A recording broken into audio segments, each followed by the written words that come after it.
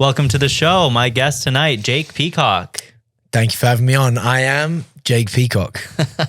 Can you tell me a little bit about yourself? Yeah, what, from the beginning, from scratch, or what do you want? just who you are for now, and then we'll get into it. Yeah, well, I guess I'm a lot of things. Yeah. I'm a father, a husband, a business owner, a man of faith, a professional athlete. So I wear a lot of hats, including this one. Yeah. I like the hat. Yeah, thanks. We'll get into that for sure. But yeah, I'm very busy. I got a lot going on. I'm a coach as well. There you go. That's a massive one. So I'm always going. And like I said, wearing many different hats in many different areas of life. But my priority has always been my faith and my family. And I love to spend as much time as possible with them. Thanks for making time to come here. Oh man, pleasure. Thanks for having me out. So let's start with your origin. All the way back to when you were a kid. Were you always competitive and athletic? Yeah. I was always athletic and competitive to some degree. I remember doing all the sports in school. I used to swim competitively. I played basketball, football. Obviously, growing up in England, the real football, not the one where you throw the ball for 99% of the game. So I played everything. I took a liking to martial arts from a young age, and I was encouraged by my parents and my coaches at the time to continue to pursue that. It was definitely something that I gravitated towards more than any other sport as well, and came to me more naturally. I always give the example that, at 7 years old, you're watching Power Rangers, Teenage Mutant Ninja Turtles. You watch it? Yeah. You seen it? Right? So I was doing the thing in real life now. I was jumping around, flying kicks and all of that. So I took a liking to that, and it really just went from there. When did you think about doing it professionally? Oh, I guess, when I was younger, I always had it in my mind I wanted to fight professionally. My dad was a professional athlete, football. My granddad played 500 games for the same team, professional through and through, both of them. So, I had that image growing up the whole time. But I never, really took it seriously and knew that was a major goal of mine until, 5 years ago? I think it was it was 6 years ago. In 2019, I made the decision to go pro, and a bit of a story there we could get into maybe when I talk about the gym side of things. Okay. Yeah. So a lot of pro athlete DNA. Yes. How much of it do you think is DNA, and how much of it is your mindset? That's a great question. I get asked this a lot, and I always have to think about it because I'm like, do I change my answer here?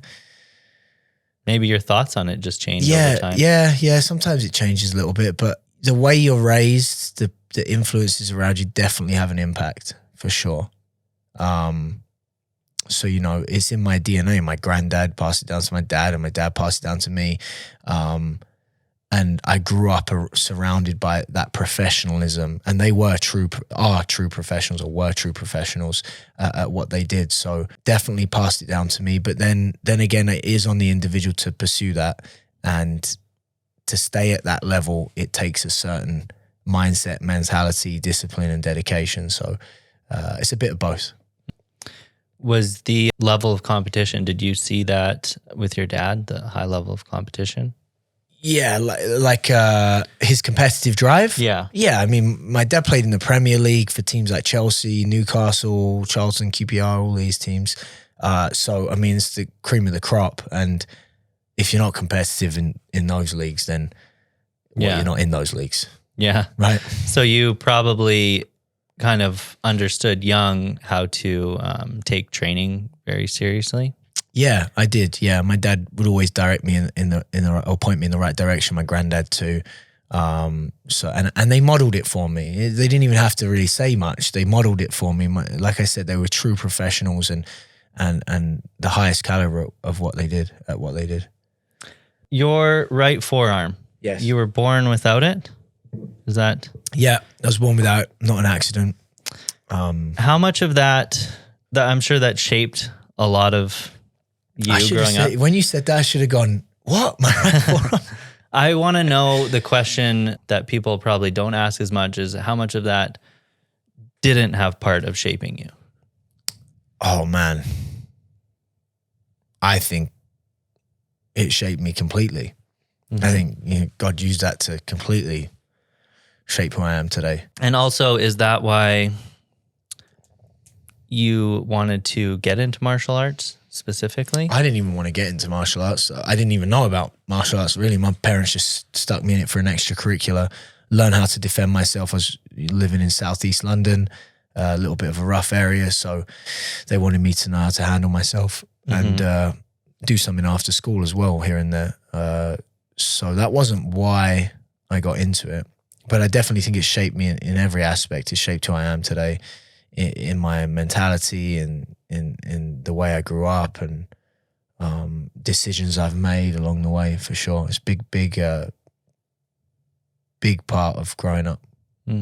How come you didn't get into football? It's the third generation. Yes, that would have been nice. And people always ask, was there pressure? Yeah. Probably connections too. Yeah. Yeah. It didn't matter how many connections they had for me. It wouldn't have worked. I'm not that great. I was okay, but I was never good enough to go pro. And, my grandma, my granddad and my dad, they'd keep it straight with me. If I had the potential, I would have been pushed in that direction. They were always encouraging in that and supportive of whatever I did. But I was never good enough, and I knew that. Yeah. I knew that. Good with your feet, though. I saw you knock someone out. Yeah. My dad and my granddad kick balls for a living, and I kick people in the head. Very well. When did you come to Calgary? I moved here when I was 15 years old. My parents moved out here because my dad decided to study church ministry and tried to do it back home, but my dad's well known in England. The phone didn't stop ringing. He wanted to, go somewhere where it was a little more secluded. People don't know him out here as much. So we moved out here for some peace and quiet. And my dad went to school out here, studied, became a pastor of a church. What started as a 3-year student visa turned into, we stayed long term. And I ended up marrying a Canadian and happily married. We had kids and started a business here and everything. So yeah, it's home. Never think about going back? No. It's a wild place. It's the pace of life's different. I love visiting all my family's back there. My parents moved back as well recently to help my grandparents, and they got my dad got an offer at a church down there just to help out and pastor it. So, but I wouldn't go back. I love it here. The pace of life. I've built a home here. Krista's family's here. That's my wife. My kids like it here, and it's just a better life for the kids, I think. Thanks for coming here. Yeah. When was the first time in a fight you knew, it could be in a ring or not, that you knew that you were really good at it? I was told at a young age that I had potential, and my karate coach at the time, sensei is what you call him, he said to my parents that I had the potential to go to the Olympics if I wanted to. And so my parents, planted that thought in my ear as well. And so I knew from young that I was gifted at it. And it wasn't until, in my pro years, the last 5 years, I would say, where I knew, I could take this as far as I want to, really. Yeah. I had a boxer on the show once, and he said once people found out he was a boxer, they would want to test him in public, try to fight him at bars or at school or things like that. Has anything like that happened to you? No, maybe when I was younger, when I was younger in school, but not now. And I don't get involved in those situations. You can smell them coming from a mile away, and I have nothing to prove. You've proved it, I would say.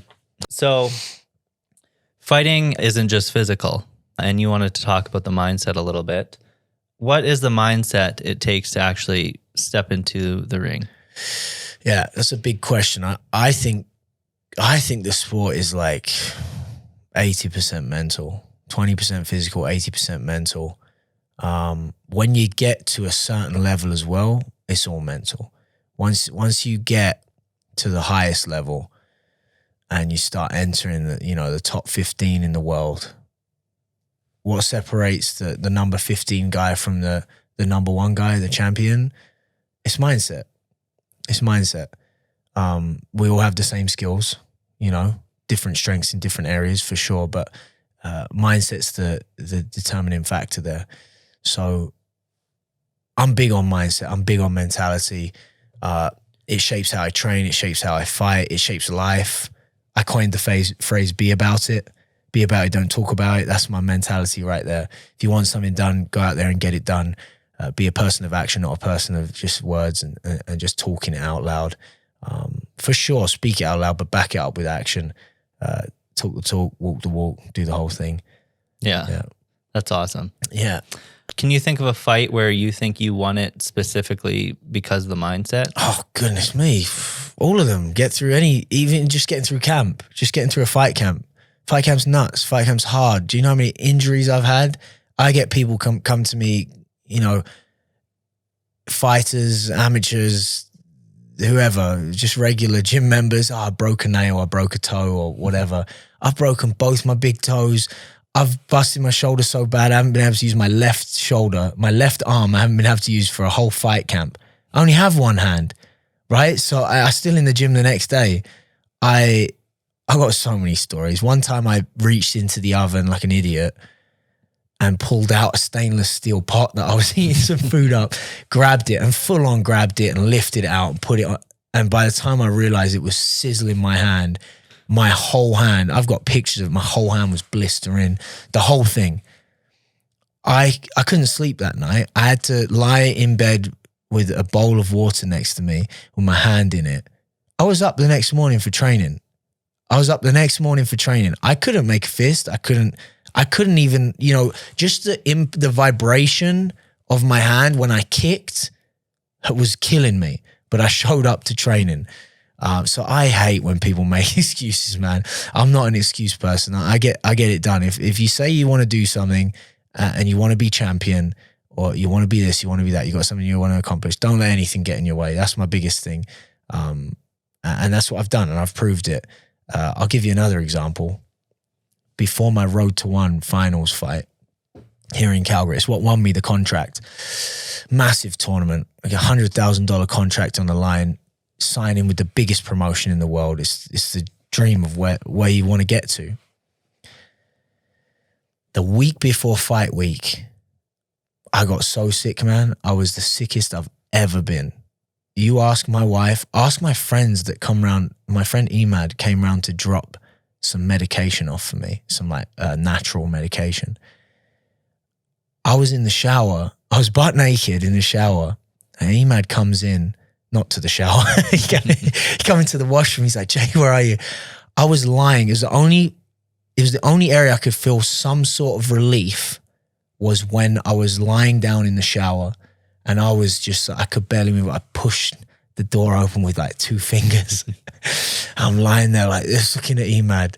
And he's just shocked, right? Seeing me like this. Like I looked like death. I'd lost so much weight. I hadn't eaten in days. This is a week before the finals of the biggest fight of my life. Not necessarily the biggest, the baddest opponent. And he thought he was the baddest opponent. He wasn't. But it's the biggest fight of my life. And I had my wife, it was diarrhea. It was like crazy diarrhea as well, right? It wouldn't stop. I had my wife Googling where we could get adult-sized diapers because my plan was, it don't matter how bad I felt and how sick I was and how much I couldn't move, how much pain and agony I was in, I was going to strap on an adult diaper under my Muay Thai shorts and get in that ring next Saturday night. It was happening and I wasn't letting anything get in my way of my dream. People crumble way too easy and that ain't me. Yeah. And then how did the fight turn out? I finished it in the first round. Nice. Was that a head kick? No, I stabbed him, toe stabbed to the body and hurt him to the body. And then it was all over. I just barraged him a little bit, punched to the head, a couple 8 counts really, and they called it off. Nice. Yeah, he couldn't defend himself. Were you better or still sick? I was better. I got better. I was sick for 7 days, which, I mean, that's like peak week. Like you're pushing it that week. So mentally, you're like, I've been sick for like one of the biggest weeks in fight camp, the whole peak process I've been sick for. I'm going into fight week, having taken a whole week off, 7 days, not eating anything really, and definitely not training, literally bedridden for a week. So that plays you got to stay mentally strong in that. Yeah. Probably helped with your weight cut, I guess. It did. It did help with my weight cut. I don't cut a lot of weight anyway, but yeah, it did help. Your record, I have it here. It's very impressive. What is it? 14-1, 12 knockouts? 14-1, yeah. 12 knockouts, maybe. Can you tell in the ring when you have them? Absolutely. Yeah. That's another great question. I love that one. That comes down to mentality as well. I'm doing my very best to make sure you never know when I'm hurt or when you have the upper hand, ever. You're never going to know. I'm going to have a poker face on. You won't have a clue. You can tell in someone's demeanor even, if you're aware of it. If you hit someone to the body and you see their demeanor change, maybe their posture, or maybe they make a face, like they go like that, well, it's all over. If I see you do that, I've already broken you and I've already won. It's just a matter of time now, and I'll be smart about setting it up and I'll get it done. That's cool. Yeah, I learned that from the Japanese and the Russians when I was younger in karate. The Japanese and the Russians had the most stoicism, and they'd fight with such stoic posture, demeanor, and facial expression. You wouldn't know whether they were, hurt, not hurt, upset, angry, happy. You just didn't know. Have you ever felt it in the fight go the other way, where you think you're giving off to them that they might have you? I don't give off those. I'm very stoic, and you wouldn't be able to tell. Nice. Maybe one fight I was exhausted and I'm in the corner huffing and puffing. You could tell I was tired, but doesn't mean I'm going to stop. Yeah. Never going to stop. Are fighters really fearless, or is fear part of it? You know what? People say they're going into a fight and they're not scared. They're not nervous. You don't have to be scared. There's a sense of fear for sure. But the nerves are there for a reason. You're going into a fight. If you're not nervous, you got a problem. I think nerves are absolutely all about it. You have to be nervous to be fully prepared for what's about to happen. You're about to be locked in a cage or, hop in a ring with another man, and you're trying to knock each other out. That's a dangerous thing. And you're both trained. You're both trained to do the job, right? So if you're not nervous, you got to screw loose, in my opinion. I'm nervous, but I control the nerves. Obviously, the nerves have gotten less as well. When I was less experienced, the nerves would be a lot greater for a lot longer. Now, it's on fight day. You get a little bit of nerves in the back room, but they're controlled nerves. You're channeling the energy. I know exactly what I have to do to get the job done. I have supreme confidence, and it hones me in for sure. Is there a difference between when you're fighting in smaller spaces, amateur fights, and compared to a big crowd for nerves? Not for nerves. For performance, yes. I do better. The bigger the crowd, the brighter the lights, the bigger the stage, the better I'm going to do. It's the entertainment business. I feel like I was born to be an entertainer, and also born to be a fighter, so it works hand in hand. So people always throw around words like mindset, discipline, mental toughness. What does that look like in your day-to-day life compared to not fighting and training, but just your regular life? Yeah, I mean, that phrase, be about it, it goes throughout life, Sometimes life's hard at home. Like, the kids can be a lot. You know, I have 3 kids all under the age of 4 or 4 and under. It's a lot to manage. You know, life can be stressful. We've had some health issues within the family as well. Like we've had a little bit of a tough time over the last 12 months, and you got to dig deep and push through. And I rely a lot on my faith and prayer to get me through. Because at the end of the day, you can only be so tough in yourself. I rely on something a lot greater, which is what I think gives me such an advantage in there, is that I know in the ring, for example, I know win or lose, I'm perfectly content either way. I've been born for a greater purpose than fighting. Fighting could be taken from me today and I would be content. I love to fight, but it's not the be all end all of me. God is. So that's what sees me through tough times. That's what sees me through, you know, tough fights. That's what sees me through tough seasons of life, is God. Can you tell me about the cowboy hat you're wearing? Yeah. Bit of a cool story there. And then a story within the story. When I signed to One Championship, I won the Road to One tournament, signed to One Championship.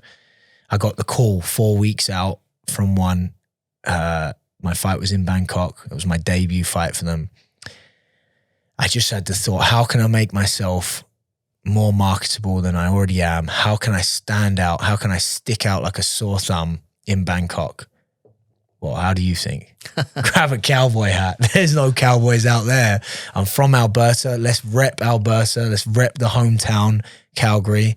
Let's put Alberta on the map. Coming from the Wild West, going to the Far East for a shootout. I mean, it didn't get better. So I took me and my boys to, how do you say the store? Lamley's? Lamley's, yeah. Lamley's. Took them there. We got hats, nice hats. I customized mine through a friend at church. They did some embroidery stuff on it, put the words be about it, and then Proverbs 3:5-6, what I live by. And yeah, we went out and we brought a shootout for sure. So then it just kind of stuck. Everyone loved it. If people ask me for my hat, I'm like, no, I can't give you my hat because it costs a little bit of money and I need to keep it for the next fight. But people were loving it, and it became kind of my theme now. Now I'm like, that's my thing. I messaged you about it. You know what's funny? You messaged me, said, bring it for the thumbnail. About 2 seconds before you messaged me, I was thinking, I've got to bring my cowboy hat. Yeah. So it's my thing now. It's my theme. I live on I'm a city boy from London. I moved to the Wild West, Calgary, and then I marry a Saskatchewan girl who was, lived in the prairies. And then we moved from the city to an acreage. We live on like a little ranch. We have goats, we have chickens, we have dogs, we'll get horses at some point. So it's kind of like, it fits the whole theme now. And I have a funny story, actually. I was traveling. One championship flew me out to Qatar a month early before my last fight just to do some media work. It ended up being 52 hours of travel because of some delays for 24 hours in Qatar. It was actually 22 hours in Qatar. And then I had, 26-hour travel back. So just for a couple interviews and that. I mean, it was fun. On my way out there, I'm on the tube on the train, I should say, going between Terminal 1 and Terminal 2 in Dallas. And I'm sitting down in the tube. I've got my cowboy hat with me. I'm wearing it. I'm sitting down. I'm in there with an older couple. And then when we stop at one stop, in walks this guy that clearly works at the airport with his girlfriend or co-worker. I think they're more than co-workers. And, he's a little bit hood looking, right? His pants are below his butt cheeks as well in his work uniform, which was weird. And he comes in. He's like, hey, man, I'm trying to do the accent here. Texas, Southern, like a little bit hood. Hey, man, I'm loving the cowboy hat. I'm like, cheers, brother. Appreciate that. And he's like, hey, where you get one of those from? I'm like, Calgary. I'm from Calgary.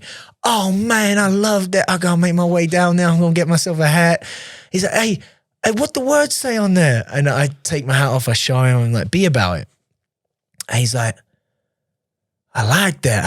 I'm like, yeah, this is what I do. I explained to him the reason I got the words is because I'm a professional athlete, and he does this. He goes, he uses a lot of choice words here, which I won't use, and he goes, "Hey man, I know who you are. I've seen you on the internet. I watch you. I've been following you for years. I can't believe it." He's freaking out. Everyone in the other two people and his girlfriend, they're all like this. Like, I'm telling you, he's one of the most charismatic guys I've ever met. He's jumping up and down. He's like grabbing me. It was a wild experience. And I got a picture with him. And we're talking, and I'm like, listen, I'm not a real cowboy though. I just got this hat just for fun and just for marketing reasons. And he's like, hey, don't say that. He's like, cowboy's in the heart. And he's right. He's right. Cowboy's in the heart, man. I don't have to be a real cowboy, but at the end of the day, the cowboy attitude and mindset, that's in the heart. So that's just a cool story, and it actually resonates with me to this day. And if he ends up watching this, it does resonate with me. Cowboys in the heart. It's all about attitude. It's all about mindset. So he had it bang on there. See, cowboys don't really wear these, right? Is that weird, that happening to you, being recognized and stuff more and more? Yeah, it's a little bit strange. I grew up with my dad being recognized everywhere we went. We go to the mall and he's getting stopped for pictures and autographs and that. So it's not like out of this world. I'll tell you what was out of this world when I went to Bangkok. I mean, thousands of miles away. Before I fight, people were recognizing me. After the fight, everywhere we went to the spa, we went to the mall, we'd go, to the middle of some slummy area for food, anywhere. Yeah. And I was getting stopped everywhere. It was the wildest experience. And I have a lot of fans in Thailand, and I'm super grateful for all the support. And now, like, even in Calgary, I get recognized a lot. I go to the grocery store and get stopped for a picture and that. So, I mean, it's kind of a cool responsibility as well to hold myself with integrity and be a good role model for the younger generation as well. So, I'm happy to take that responsibility. I'm going to take a quick break. We'll be back. Hey everyone, if you're not subscribed, hit the button. Share it with your friends, like it, comment, you know the drill. And happy Stampede. I'm doing an Instagram video series. Go check it out. Tune in next week. We have Connie and John from Charcut. Stay tuned for more Deets. And we're back. So tell me about what you do other than fighting, your gym. Let's start with your gym. Yeah, I own a Muay Thai kickboxing gym. It's a very special place. Me and my wife started it in 2017. So it's been going strong for many years now, and it's grown into an incredible community. And we opened the gym with the intention to build a community for people to have a place to go where they feel welcome for everyone, and from all walks of life, and for people to find family within the place. It's not just a place you come and you just get your workout in, or you train and you leave. These people form friendships outside of the gym as well, and inside the gym is a very special bond. So it's something I'm super proud of, me and my wife. It took a lot of work. To foster that. And I always say to, the people we have employed now, the other coaches, it takes a lifetime to build a reputation, and it takes a second to tear it down. So to always be, very, hold yourself well and represent the gym well. So anyway, it's a great gym. We run Muay Thai classes, kickboxing, boxing, fitness stuff. People come from all walks of life with all different backgrounds in athletics. Some people have never done a single athletic in their life. Other people are professional athletes. So we do it all. Everyone's welcome. And it really is a special place where, everyone can feel welcome. What challenged you way more than you expected when you got into it? The gym side of things? Yeah. I mean, I don't have a Scooby-Doo about like all the background stuff, like all the government stuff and all of that. My wife handles that. I always tell people the gym would still be running, the business would be running, but it wouldn't be legal. The gym's gonna still run, but my wife handles all that. So it's very legal. Legal, not illegal. What challenges? I don't know, just growing it. Just growing it was, you know, it's as hard as I expected. I wasn't expecting to be where we are now. I was actually not expecting to be anywhere where we are now, as far as like the size of the gym and everything. The numbers we have, you know, we have just such a great team. It was always my dream to have, you know, a big gym and lots of professional athletes, amateur athletes. Now we have, I don't even know, maybe 30, 40 amateur athletes, and then 15 professional athletes, 20 professional athletes maybe. I don't know how many members we have. My wife would know all that stuff. I just focus on showing up and giving the best I've got and providing a place for people that they enjoy. What about in fatherhood? What was the most unexpected challenge in that? Oh, so many challenges. I love being a father. I wouldn't change it for the world. I love my kids so much. I spend every second I'm at home. If they're awake, I'm with them. As soon as I get home, I'm on my hands and knees playing with them. I mean, the biggest thing is just patience, like, and just seeing my flaws and where I need to work on, you know, where I need to improve. I need to improve on my patience and, you know, unconditional love and care and doing what's best for my kids, even, you know, if it takes a hit on me and what I want to do in the moment. You know, if I really want to get a piece of work done and I'm, you know, emailing someone on my phone or something, and, you know, the kids are pestering me for something, instead of snapping, you know, and, hey, give me a second kind of thing, it can get frustrating, right? I've got to just take a second and tend to my kids first. Obviously they have to wait here and there, but I'm just saying, like, it really opens your eyes to areas you need to improve on. Mm-hmm. I was going to ask also if there's kind of like a synergy between them, if fatherhood and being a business owner have affected the way you train or, you know, improved the way you train for fighting. Changed and improved both, because my family will always be my number one priority. So, you know, it's different with me. A lot of all the fighters, you know, in the roster, in the One Championship roster, they can really just, they go and travel. They go to they move to Thailand for their fight camp for 8 weeks, and they knuckle down and they train for 8 weeks. That's all they do. Eat, sleep, repeat. And, you know, if they have families, a lot of them, you know, just leave them, you know, back where they are, or they don't have families and, you know, they're free to go. Me, I've always said I'll never do that. I'll never travel away for, you know, 6 weeks just to train. I couldn't leave my family for that long, and especially couldn't leave my wife, you know, alone with the kids for that long. It'd be a lot for her. So it's affected the way I train because I have to be very intentional and deliberate with everything I do because I don't have time to waste. Like I said, I'm busy. I'm running a business. I'm coaching.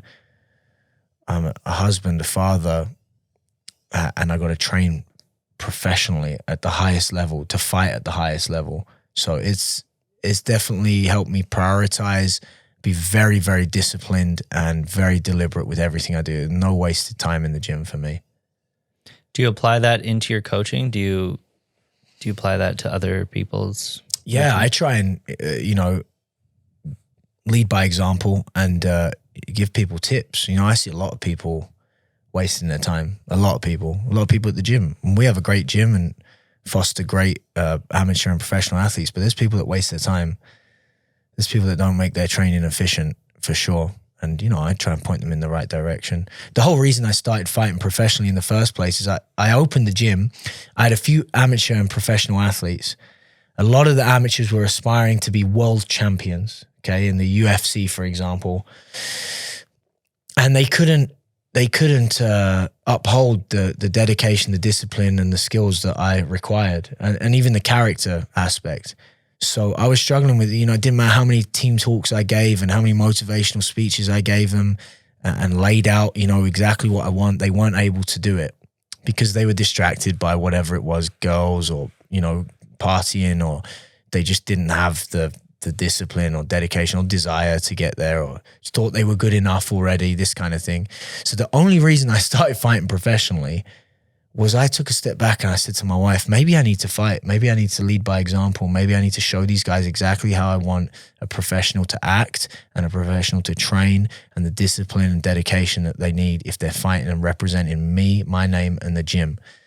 That's the reason I started fighting. I said to my wife, we'll just take it one fight at a time. We'll see where it goes. If it's just this one fight, cool. If it's, 3 fights, cool. I had no idea I'd be 14-1, having made a career out of it and fighting on the biggest stage in the world. So it all came down to just setting an example. And because of that, we went from having, 4 amateur fighters that really needed to get their crap together and, 1 or 2 professionals to 15, 20 professionals and 30, 40 amateurs. It's incredible. So what feels like a bigger win to you? Getting a knockout or watching someone improve their life in your gym?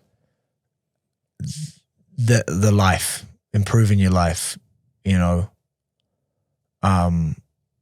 more to fighting.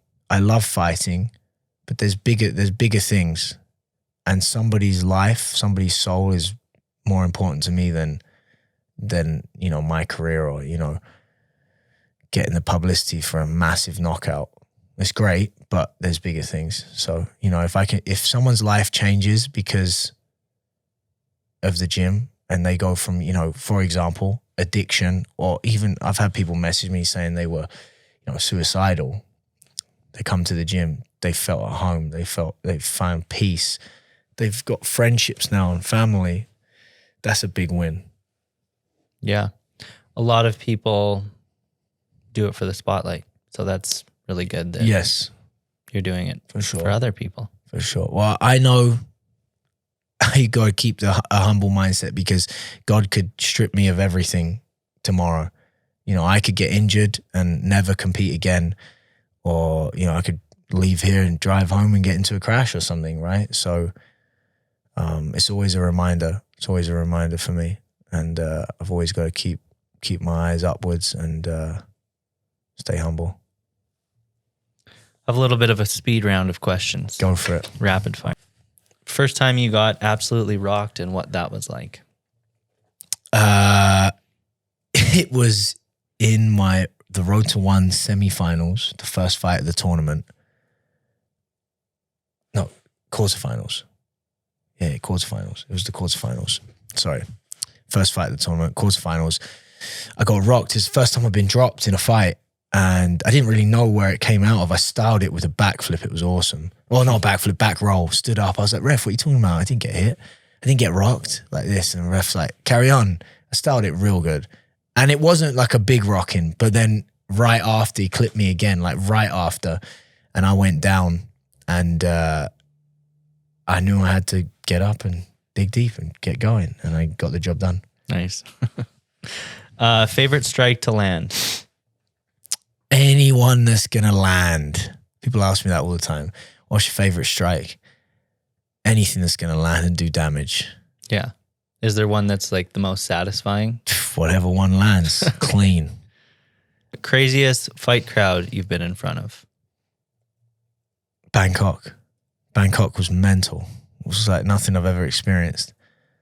Yeah. Well,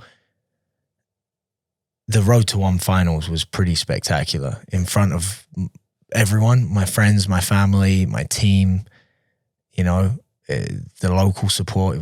That was huge. That was good. That was a great memory. Do you have a favorite cheat meal? I don't do that whole cheat meal thing. I didn't really think you did. That's why I didn't want to ask. But what's my favorite thing that's not healthy? My mate, the couch cook. Have you heard of him? No. He's in Calgary, the couch cook. No, I haven't. Yeah, phenomenal chef. He used to work for Gordon Ramsay. Where is that? The couch cook? Yeah. Oh, he just cooks out of his house now. He's got a little studio in that and makes videos in that. He just does it part-time. Well, not even. Yeah, he just does it for fun. Shout out to the couch cook. Shout out to the couch cook. He's also in my corner.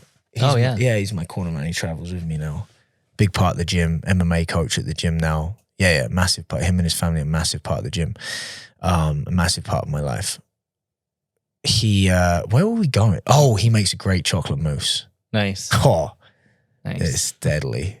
He brought the wrong one for my birthday though. He brought the light chocolate. I needed the dark chocolate. He brought the light chocolate. But hey, he's good. Anything he makes is good. I'm going to look him up. Yeah. Dream fight location. Dream fight location. See, I overthink these. I don't know. I fought a lot of places. Sounds like it. A lot of places. The US, Japan, England, Canada, obviously. Yeah. I don't know. Qatar. I don't know. I don't have a dream fight. Anywhere I can get a fight. That's the answer. Anywhere I can fight. There is no dream fight location. A fighter you respect but would never want to fight. I'll fight anybody. There you go.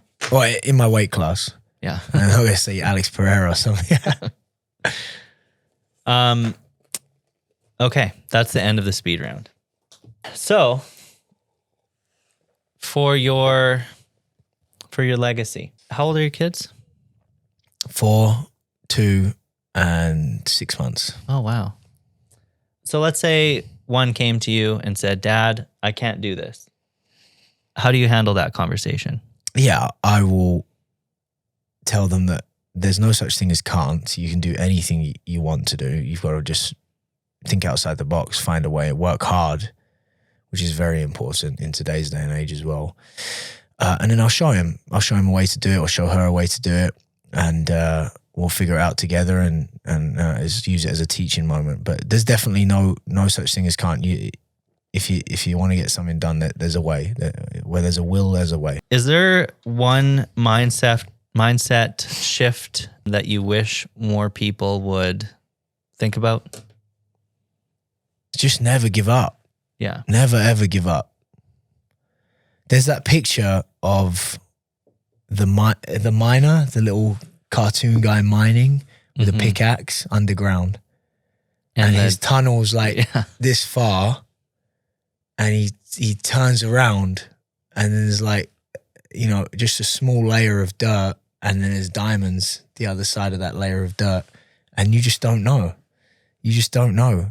You don't know when your big break is. You don't know, how close you are to achieving that goal sometimes. So just never give up, even in the face of adversity, difficulties. You can't give up. Yeah. Okay. I like it. Also, you never said what your gym was or where it is. Dunamis. Dunamis is the name.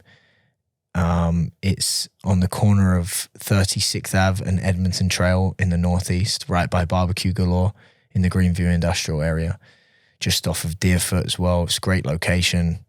Hit us up on Instagram at Dunamis YYC, or swing by the gym. Check us out. I'll put it in the website. Yeah. What's next for you? Do you have fights coming up? I hope so. I hope to hear news really soon. I've been told I will hear news soon, and that they're planning to have me on a certain show. So I'm just waiting for a matchup. I would fight as often as possible, really, and anyone. So I'm just waiting patiently, kind of impatiently waiting. Cool. How long do you think you'll fight for? I never set a time on it, because, like I said, things can happen, and I would like to, I think I'm coming into my prime. I don't even think I've reached my prime yet. I'm coming into my prime. It would be really nice to fight through my prime, and just see where I can take this, see who I can beat, see how far I can take it. That's all for my notes. Nice. Do you have anything? you want to talk about? I don't think so off the top of my head. I think we covered quite a lot. Yeah. Swing by the gym. What about for the gym? What are the plans? Any plans to expand? What are the plans for the gym? We love the area we're in. Everyone loves the area we're in. The gym's great. We'll keep growing as a team and keep achieving different things. And we're growing in different ways here and there. So, yeah, just keep going, keep steady, and just keep at it. That's awesome. I really appreciate you coming here. Hey, thanks for having me. It was a pleasure. Yeah. If you ever want to come back again, big fight coming up. Yeah, for sure. Yeah. I'm ready. Awesome. Okay. Awesome. Love Thanks. it, brother. Yeah, I just take these off and it's over. Nice.